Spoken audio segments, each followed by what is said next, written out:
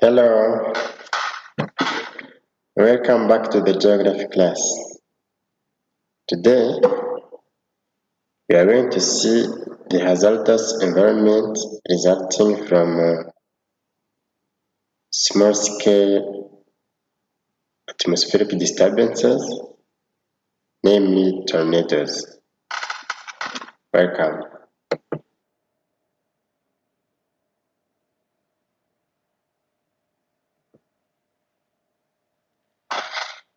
A tornado refers to a mobile, destructive vortex of violently rotating winds having the appearance of a funnel-shaped cloud and advancing beneath a large storm system.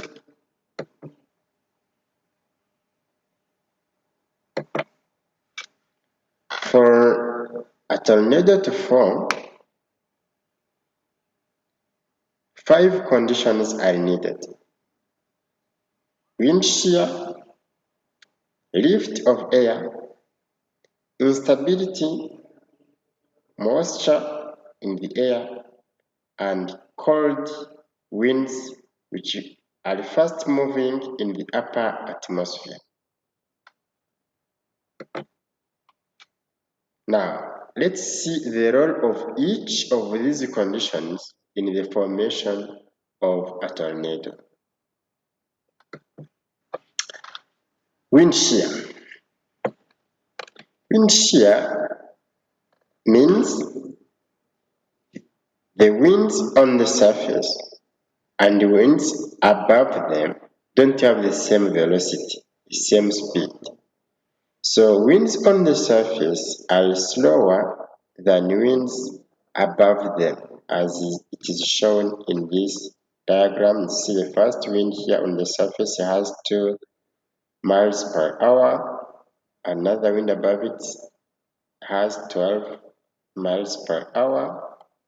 Another above it has 17 miles per hour. Above 35 miles per hour. And finally 60 miles per hour. So the role of wind shear in the formation of a tornado is to create horizontal rotation of winds. So as the air above is faster than the air below, it makes the air below to rotate. So it starts when it is horizontal rotation of winds due to wind shear. So if you observe this figure here down, you can see that the area close to the surface is forced to rotate because of the air above it. So that's the role of wind shear. Air which is faster above a slower air makes the slower air to start rotating horizontally. Now let's see the role of lift, instability, moisture in the tornado formation. When the surface is heated, the air close to the surface becomes also warm. And when it is warm, when the temperature of air increases, its pressure reduces, its weight reduces. So it becomes less dense and it is forced to ascend so that it can be replaced by the cooler one above it, which is denser. So when it goes high, that's what we call uplift. So the role of uplift is to divert the horizontal rotating winds due to the wind shear before to turn into vertical rotating winds. Observe here. The first diagram here, the first image shows horizontal rotation due to wind shear. Below it shows how the uplift is diverting. Uplift, this blue arrow upwards, is diverting the horizontal rotating winds to be vertically rotating winds. So the last diagram shows where the rotation is no longer horizontal, it is now vertical towards the atmosphere. So the uplift here plays a role of diverting the horizontally rotating winds to vertically rotating winds.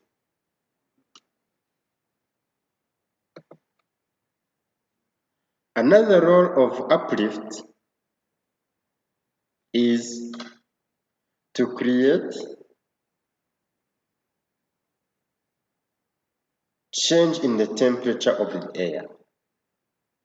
So as the air is warm close to the surface, it is able to collect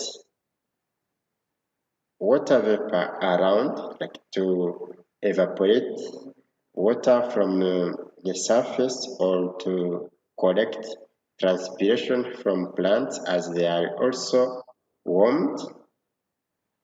Then with the uplift, the temperature will keep on reducing with the altitude, adiabatic cooling. So the condition of instability is needed here because the rising air has to always be warmer than the air surrounding it. So this condition will help the air to keep on rising up to when it can reach to the condensation level. Remember, as the temperature reduces, the condensation comes closer because the relative humidity increases towards 100%. So instability is key because if in stable conditions, the air will not be able to rise up to condensation level. And remember, tornadoes are funnel-shaped clouds. So for a cloud to form, there is need for condensation. That's why instability is needed. The air has to keep on rising up to condensation level. So in few words, the uplift of air takes place because the surface is warm. So the air close to the surface becomes less dense compared to the air above it, so it needs to rise up. But the importance or the role of this air that is rising is to divert the rotating air, the horizontally rotating air, towards vertically rotating air, towards the atmosphere.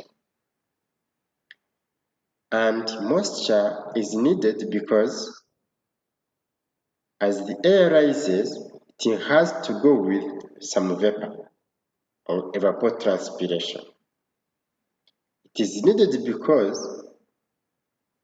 we need to have condensation taking place. And what condenses is evapotranspiration, so it is needed there. Instability is also needed because the rising most warm air has to keep on rising up to condensation level. So the condition of having the rising air warmer than the surrounding air is the key in the formation of tornado.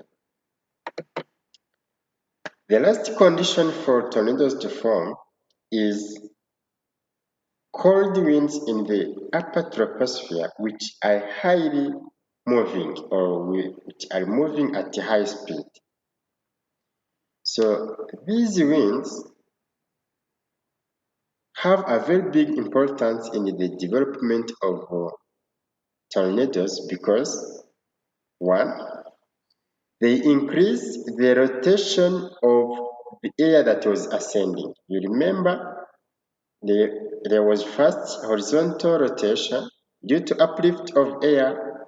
The horizontal rotation was diverted to vertical rotation towards the atmosphere, and now the vertical rotation of ascending air is quickened or it is strengthened by those winds in the upper troposphere, which are cold and fast moving. So as they meet them, they increase the rotation. Again, what they do is to increase condensation, because remember they are cold. If they are cold, they are reducing the temperature of the rising air. So there was cloud above, but that cloud is being rotated by those fast winds in the atmosphere, but because they are also cold, they will keep on increasing the condensation towards the surface. So they will start from atmosphere, but they keep on cooling the rising air towards the surface. And that is why the cloud will not only be in the atmosphere, but it will now start growing towards the surface because condensation is now taking place from atmosphere towards the surface. The agent that is cooling the air is now that cold air in the upper troposphere. So if it is rotating the cloud, it is reducing the temperature, but from atmosphere towards the surface. That's why the cloud becomes big in the atmosphere, it is too wide, but towards the surface, it becomes narrow because condensation is more in the atmosphere than on the surface. But remember still, the cloud is rotating. So as the cloud grows toward the surface, it makes a funnel shape because it is wide in the atmosphere and narrow toward the surface. So as these images are showing, the first image shows that in the atmosphere the cloud is rotating. As you see, this first one shows that cloud is rotating in the atmosphere, but at the base there is a small area of the cloud. So the cloud is narrowing towards the base. Big in the top, but narrow down. Second, here, it is showing that the cloud is too big in the atmosphere, but it is growing towards the surface. Small at the base, wide up or at the top. And the last one is showing that in the atmosphere there is a very wide cloud, but towards the surface it is too narrow, and when it reaches to the surface, that's when we call it tornado. Before it reaches to the surface, it is still cloud, but we call it tornado when it reaches to the surface. Now it reaches to the surface when it is a highly rotating cloud, so it is able then to make various damages as we are going to see. Damages from tornadoes result from their hazards. So the hazards associated with the tornadoes are strong rotating winds, heavy precipitation resulting from instability and the condensation and the pressure gradient or imbalance, where out of buildings the pressure is low and in the buildings the pressure is high.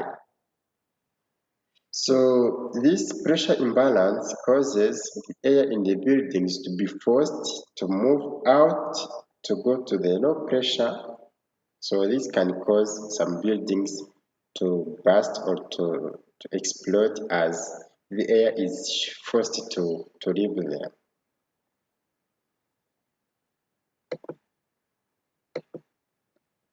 So the impacts of tornadoes will depend on the hazard. So heavy precipitation, as you understand, can cause erosion. So and they can cause flooding. That time there can be destruction of surface features like crops, like buildings, like lives that are on their way. You understand? There can also be some mass movements associated with the heavy precipitations, which also can cause other uh, damages like destruction of villages or settlements. Some lives, of people, livestock can be destroyed as the natural environment also can be destroyed. Strong winds are associated with erosion, wind erosion, and they can also uplift the vegetation as they can also uplift the roofs of the buildings. So these strong winds can destroy houses as they can break the windows, they can um, move light objects and fly with them, and they can destroy the whole plantations like tall plantations, tall crops can be destroyed. Then pressure imbalance, as I said, causes buildings to explode as there is a low pressure out of the buildings and high pressure in the buildings, then the air in the building is forced to move out of the building, so it explodes outwards. The windows can explode, the doors can explode like that. The damages of tornadoes increase with their speed.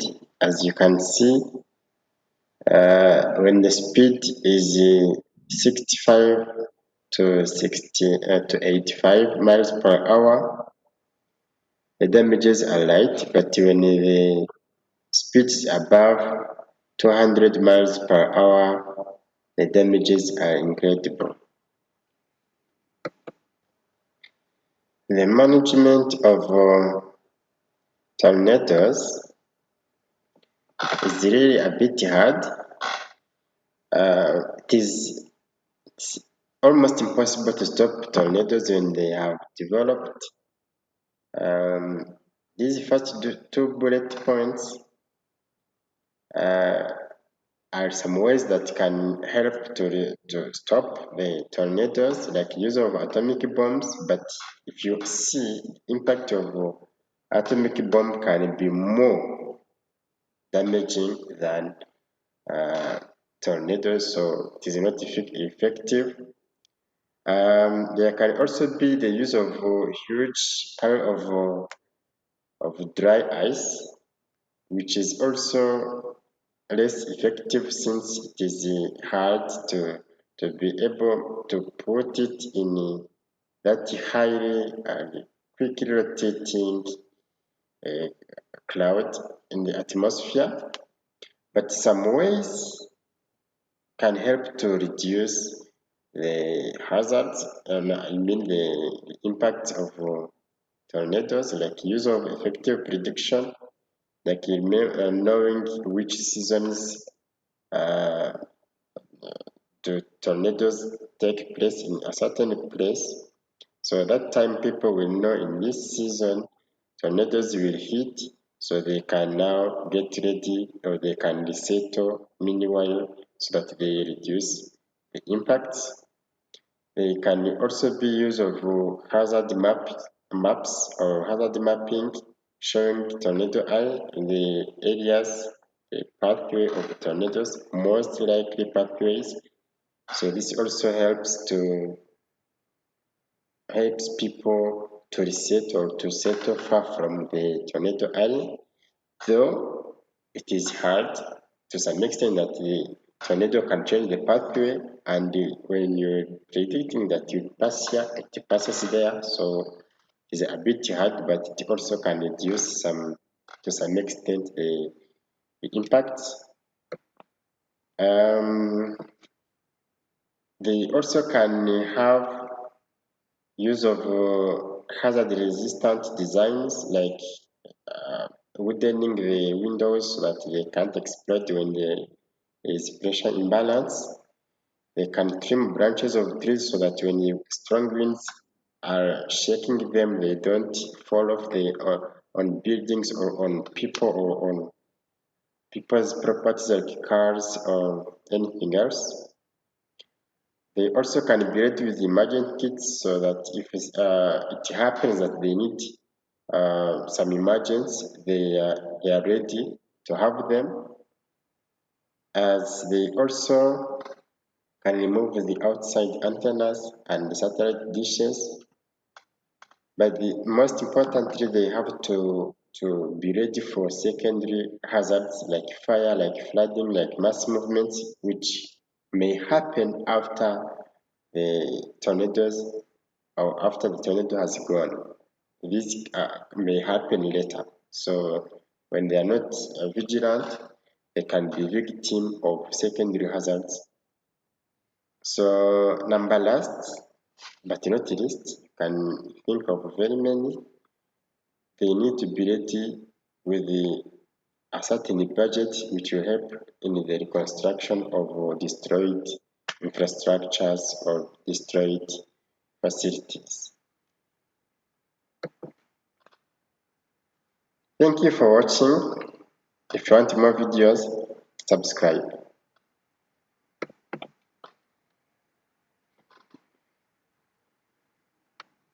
And thank you for watching. If you want more videos, subscribe.